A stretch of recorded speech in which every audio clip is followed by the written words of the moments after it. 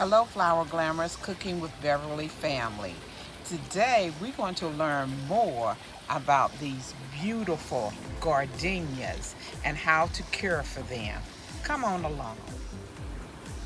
Here is Mr. Bentley, my Pomeranian. Next month is his birthday. Happy birthday, Bentley. It's coming up.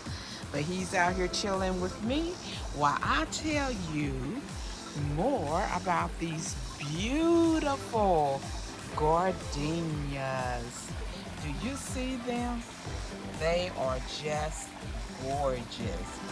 This is known as the Cape Jasmine, also known as the Jasmine Mini, and the Cape Jasmine. This is a gardenia right here, and I have my gardenia planted with some red impatiens. And this is on a pot on my back deck. And they smell. Oh, they smell so good. You see, these two right here have been in bloom for a while, and they're a yellow one, but they still smell awesome. The gardenia plant is a heat-loving plant, and it requires high humidity, and it's really hot today here in Tennessee. They can be used by your garden fences and borders, or as a potted plant indoor. You can also have this plant indoors. There are more than 250 species of the flowering shrub and trees, and especially around walkways and your seating area. Oh Lord, if you had this near your seating area and you were outside sitting down and then you could smell the smell of the gardenia, that would be heavenly.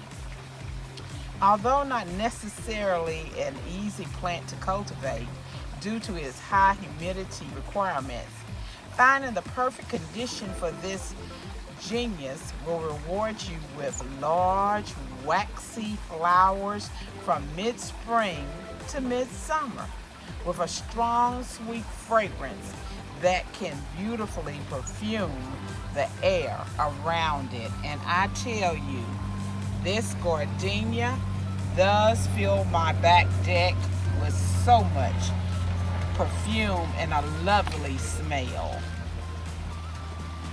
Cape Jasmine enjoys the soil to be consistently damp but well drained, ideally with around about an inch of water a week, 1 inch of water a week. You just want to keep it moist, not running over. But if you put too much water in it, it'll cause the flowers and the leaves to drop off. And if you don't have enough water, it will cause them to drop off. Jasmine that is too dry will end up stressed out, resulting in it dropping off.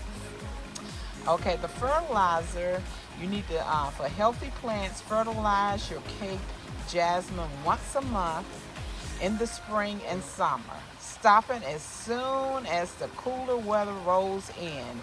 Make sure that your fertilization is one that has been designed for acid-loving plants to maintain the pH level of the soil.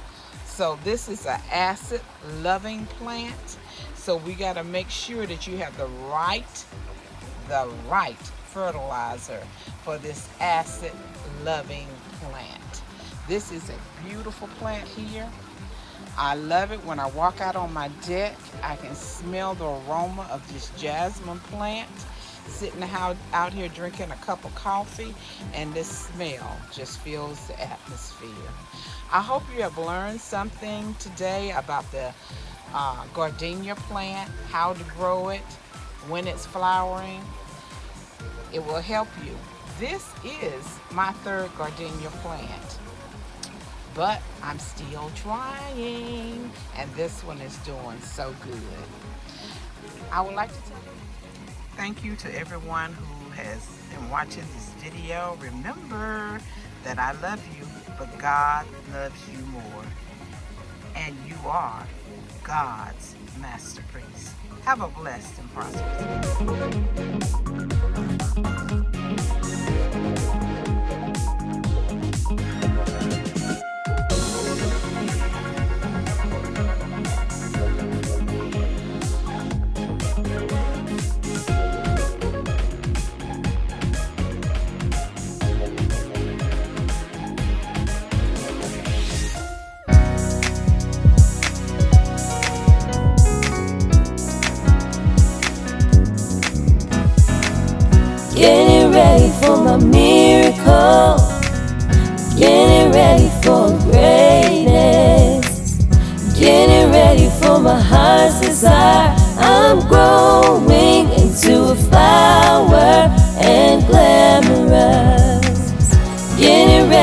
for my miracle, getting ready for greatness, getting ready for my heart's desire.